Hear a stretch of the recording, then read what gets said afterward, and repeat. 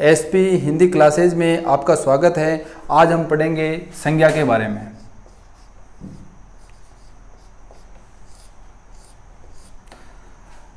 आपको पूछा जाए कि ये क्या है, तो आप ये भी कोई पूछने की बात हुई, ये तो एक किताब है। अनपढ़ को भी पूछ लो ये क्या है, एक तो पुस्तक है। ये क्या है? पुस्तक।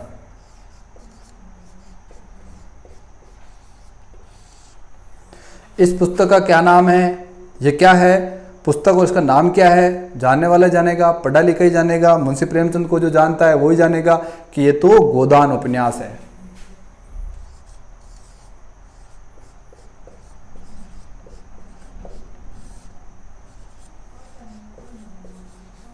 ये गोदान उपन्यास है। इस उपन्यास का प्रमुख पात्र है होरी। उसे अपने खेत से बहुत अपनत्व था। अपनत्व क्या था? अपनत्व।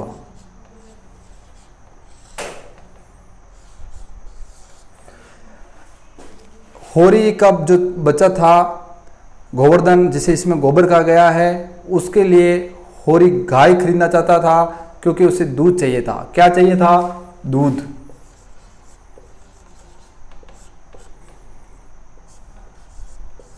जब गोबर झुनिया को भगा के ले गया तब उस पर पंचायत ने, जो एक मंडली थी, दाता दीन की, माता दीन की, झिंगुर सिंह आदि की, उन्होंने होरी पर जुर्माना लगाया। किसने जुर्माना लगाया? मंडली ने।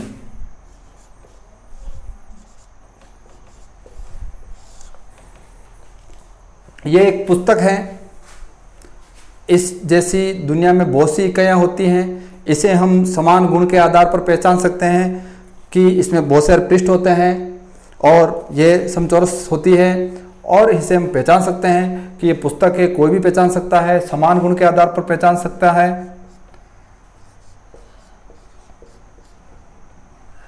समान गुण के आधार पर दुनिया में पुस्तकें सब ऐसी ही होती है। तो ये क्या हो गई? इसकी बहुत सी इकाइयाँ होती है।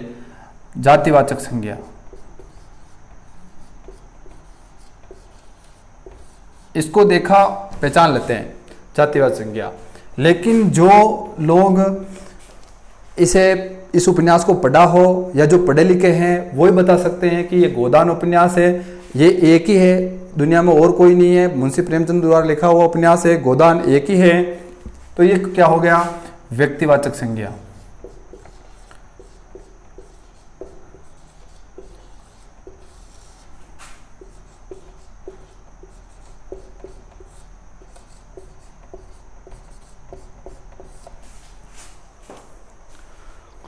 होरी को अपने खेत से अपना तो था। अपना होता है सर्वनाम, निजवाचक सर्वनाम। इससे बनी हुई संज्ञा है अपनत्व।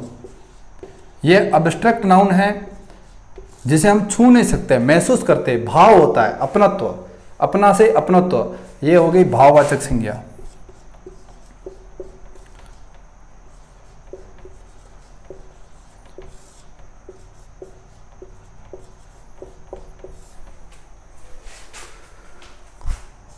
दो संज्ञाएं हैं जो अपने हिंदी के अंदर नहीं चलती। वो होती है द्रव्यवाचक या पदार्थवाचक, या फिर समूहवाचक या समुदायवाचक। ये संज्ञाएं जो होती हैं, हमारे यहाँ पर आर्टिकल का कोई कॉन्सेप्ट नहीं है, आर्टिकल की कोई अवधारणा नहीं है, किंतु प्रश्न आ जाए उस दृष्टि से हम ध्यान रखते हुए संज्ञा हमारे तीन ही होती है: जातिवाचक संज्ञा, व्यक्तिवाचक संज्ञा और भाववाचक संज्ञा। लेकिन जिन पदार्थों को हम गिन नहीं सकते हैं, नाप तोल सकते हैं, वो होती हैं द्रव्यवाचक। जो द्रव तो तरल पदार्थ होता है, लेकिन द्रव्यवाचक या इसको पदार्थवाचक भी बोल सकते हैं। सोना, चांदी।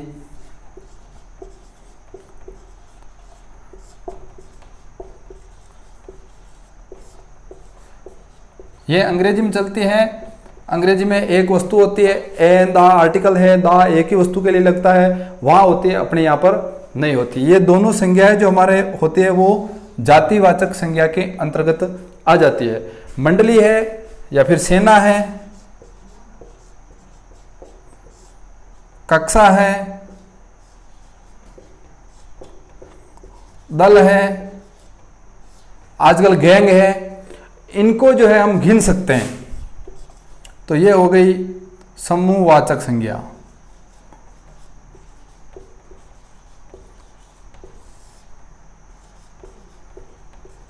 या इसको हम समुदायवाचक संज्ञा भी बोलते हैं। यह संज्ञा दोनों जातिवाचक संज्ञा के अंतर्गत आ जाती है। अब हम एक एक संज्ञा के बारे में डिटेल से पढ़ेंगे। ये एक प्राथमिक जानकारी हो गई कि पुस्तक जातिवाचक संज्ञा है, इस जैसी और खूब पुस्तक होती है, पुस्तक को देखते ही पहचान लेते हैं। लेकिन पुस्तक के अंदर जो एक ही हो और दुनिया में कोई नहीं हो, वैसी पुस्तक यदि है तो जैसे गोदान उपन्यास है तो व्यक्तिवाचक संज्ञा हो गई। जो भाव हो जिसे हम महसूस कर सकते हैं, छू नहीं सकते हैं, वो भाववाचक संज्ञा कहती है। अपना, अपना, अपनत्व, निज, निजता, मम, ममत्व, ममता। दूध द्रव्यवाचक, इसको गिन नहीं सकते हैं, नाप तोल सकते हैं। मंडली, इसे गिन सकते हैं। समूहवाचक संज्ञा। हम अब एक एक संज्ञा के बारे में डिटेल से पढ़ेंगे।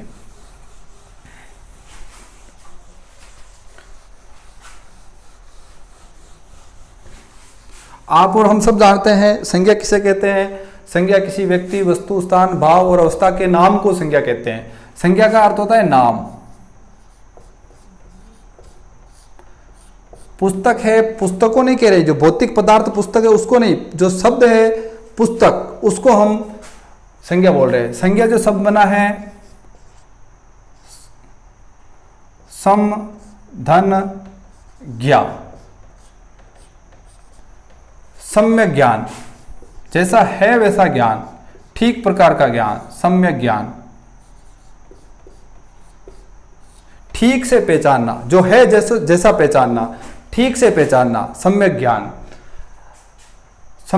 संज्ञा के बारे में जो एक परिभाषा दी है कि प्रकृत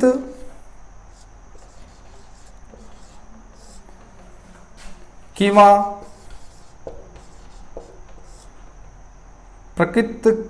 कल्पित सृष्टि के नाम जो भी वस्तु है, प्रकृत किंवा कल्पित सृष्टि की वस्तु के नाम को संज्ञा कहते हैं।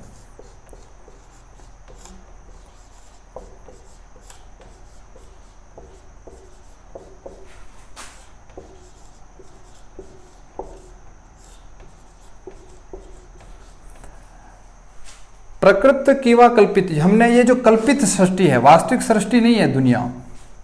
ये पृष्ठ संख्या 45 पर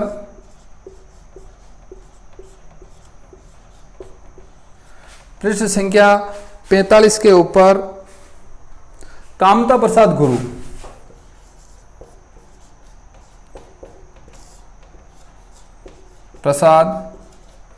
गुरु उन्होंने कहा कि संज्ञा उस विकारी शब्द को कहते हैं। संज्ञा क्या है? विकारी। ये लिंग, वचन, काल, कारक, पुरुष से परिवर्तित होती है। संज्ञा उस विकारी शब्द को कहते हैं जो प्रकृत या कीवा का अर्थ होता है या। संज्ञा उस विकारी शब्द को कहते हैं जो प्रकृत या कल्पित सृष्टि की वस्तु के नाम को सूचित करती हो। ये कामता प्रसाद गुरु पृष्ठ संख्या 45 उनकी हिंदी व्याकरण पुस्तक है, उसमें दिया है। ये परिभाषा तो हम सब जानते हैं कि व्यक्ति, वस्तु, स्थान, भाव आदि के नाम को हम संज्ञा कहते हैं। हम एक एक संज्ञा को देखते हैं। जातिवाचक संज्ञा।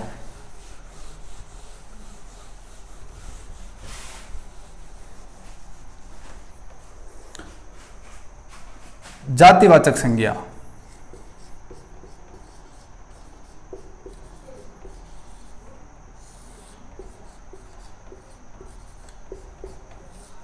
जातिवाचक संज्ञा एक शब्द आया था अपने जो परीक्षा हुई थी 3rd ग्रेड 2012 के अंदर, कोयला।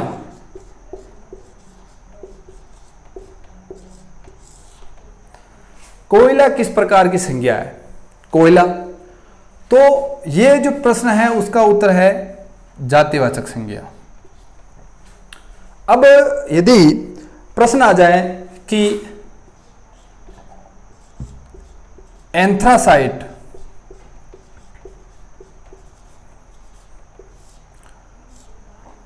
कोयला,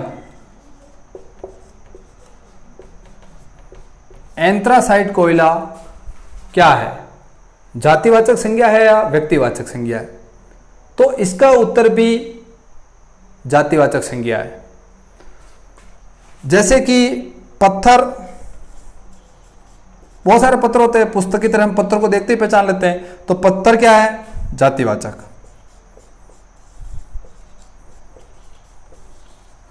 पत्थर जातिवाचक संज्ञा है। लेकिन पत्थर के अंदर यदि पूछ लें कि ग्रेनाइट, ग्रेनाइट क्या है? ग्रेनाइट जाति की उपजाति है। पत्थर एक जाति है, उसकी जाति है, हम पहचान लेते हैं, आप देखते ही पहचान लेते हैं। कोयले को देखते ही पहचान लेते हैं, कोयला है, जातिवाचक संज्ञा हुई। कोयले का एक प्रकार है, 4 प्रकार के कोयले होते हैं। एंथ्रासाइट कोयला होगा, उसे हम पहचानने वाले पहचान लेंगे कि एंथ्रासाइट कोयला वो होता है जो धुआं कम देता है, ऊर्जा ज्यादा देता है, बिल्कुल काला होता है, अच्छा होता है। तो ये एंथ्रासाइट कोयला तो पहचानने वाले तो पहचान लेंगे ना, देखते ही पहचान लेंगे। इसी प्रकार से पत्थर को सब पहचान लेते हैं, तो पत्थर को सब पहचानते जातिवाचक हुई। लेकिन जो ग्रेनाइट को जानते हैं, ये ग्रेनाइट है, ग्रेनाइट के बहुत से प्रकार है, लेकिन ग्रेनाइट है तो जान लेगा। संगमरमर होगा तो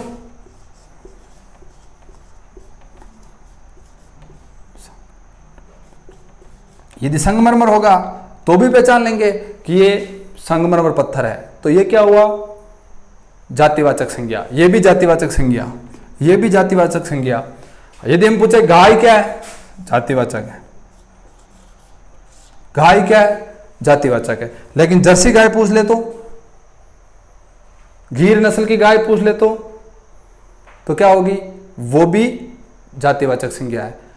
गेहूं, गेहूं क्या है? गेहूं जातिवाचक है।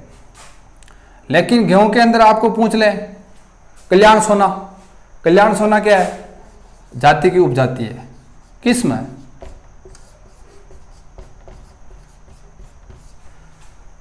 तो कल्याण सोना भी जातिवाचक संज्ञा है। बहुत सी व्यक्तिवाचक संज्ञा पहले चलती थी संस्कृत में और अब वो जातिवाचक संज्ञा बन चुकी है। जैसे एक शब्द है मृग, मृग है, ये संस्कृत में चलता था मृग है।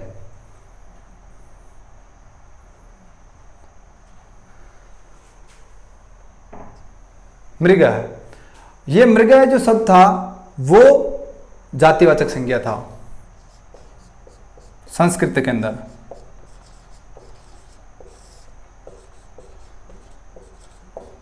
मृग शब्द जातिवाचक संज्ञा था। मृग का अर्थ होता है जंगली पशु, तो जो भी जंगली पशु थे वो जातिवाचक संज्ञा थी। किंतु आज ये मृग का मतलब सिर्फ अपने हिरण से लेते हैं। मृग का मतलब होता है हिरण, तो वो क्या हो गई? जातिवाचक संज्ञा व्यक्तिवाचक संज्ञा हो गई। जो जातिवाचक संज्ञा थी वो व्यक्तिवाचक संज्ञा। कुछ ऐसी भी है जैसे कि तेलम, तेलम, तेलम का अर्थ होता है सिर्फ तिल का तेल संस्कृत के अंदर।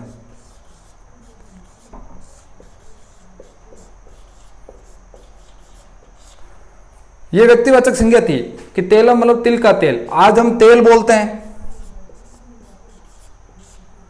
सभी तेल को, सरसों के को भी तेल बोलेंगे। ये मोटरसाइकिल पे पेट्रोल भराओगे तो भी तेल भरवा दिया। तो तेल जो शब्द है अब वर्तमान में क्या है? जातिवाचक संज्ञा है। अब अपन देखते हैं व्यक्तिवाचक संज्ञा। दूसरा प्रकार क्या है? व्यक्तिवाचक संज्ञा। संज्ञा 3 प्रकार की होती है: व्यक्ति, वस्तु, स्थान, भाव, नाम और अवस्था। वस्तु की जो अवस्था है उसके नाम को हम संज्ञा कहते हैं। व्यक्तिवाचक संज्ञा।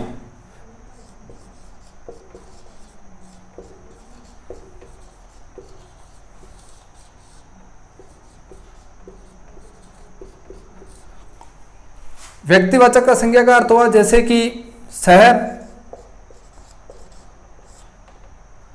तो जातिवाचक है, सब शहर है, बढ़िया पक्के मकान बने हुए होंगे, पता चल जाएगा ये शहर है, गांव है, पता चल जाता है। लेकिन शहर में यदि जयपुर है तो क्या है, पर्टिकुलर हो गया जयपुर, या और भी कोई उदयपुर, जोधपुर, अजमेर, ये सब क्या हो गए, व्यक्तिवाचक संज्ञा हो गए। लेकिन कुछ शब्द है जैसे नर्मदा, नर्मदा, नर्मदा जो शब्द है उसका अर्थ है मोक्ष देने वाली, मोक्ष देने वाली। नर्मदा का अर्थ है मोक्ष देने वाली।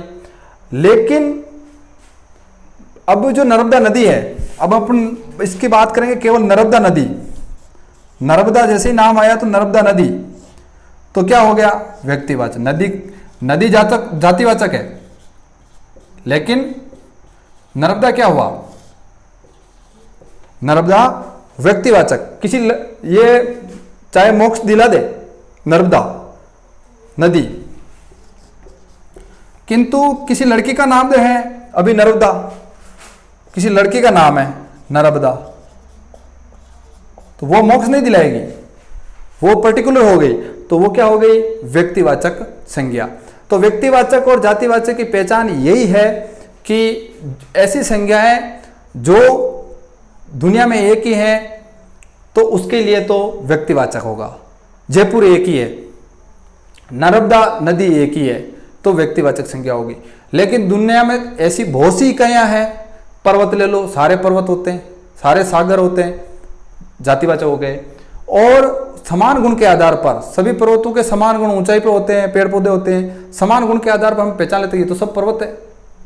अब जैसे हिमालय, अब हिमालय तो दुनिया में बहुत से जो बर्फ जमी हुआ पर्वत तो सारे हिमालय, लेकिन उनको हिमालय नहीं कहते, हिमालय तो पर्टिकुलर अपने ही है हिमालय।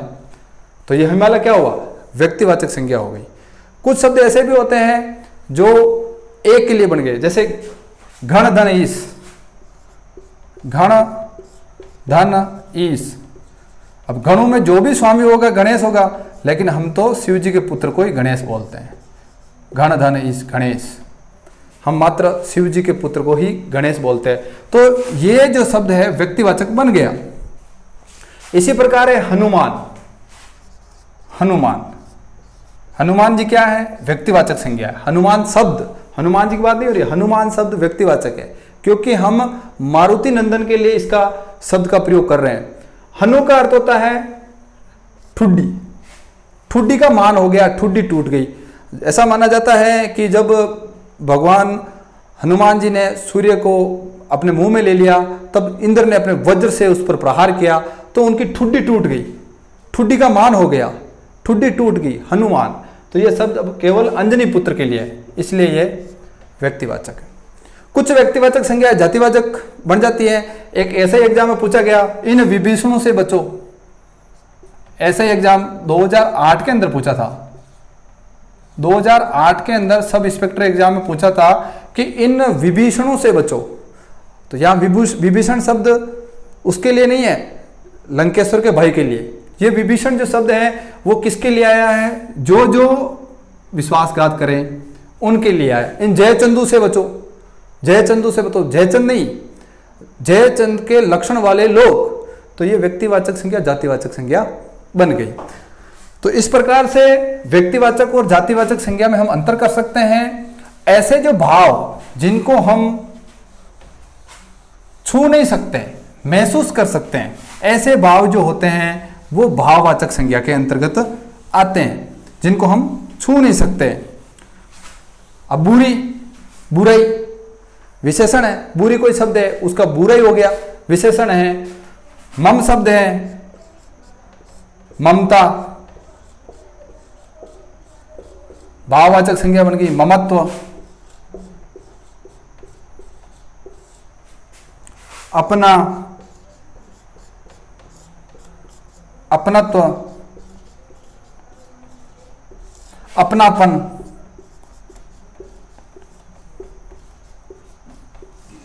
अपनापन, निज, निजत्व, निजता,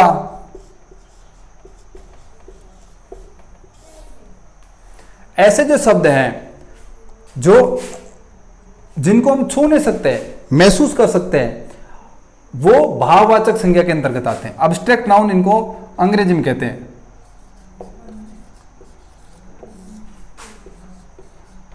बहुत से प्रश्न आते हैं भाववाचक संज्ञा बनाना, किसी शब्द से भाववाचक संज्ञा बनाना। एक शब्द आया था मीठा, विशेषण है, इससे भाववाचक संज्ञा बनाइए। मिठास, खटास, खट्टा, खटास, मिठास, ये आदि भाववाचक संज्ञा है। तो हमें भाववाचक संज्ञा बनानी आनी चाहिए। मेरा चैनल आपको यदि पसंद आया हो तो आप इसे ज़रूर सब्सक्राइब करें, शेयर करें। धन्यवाद।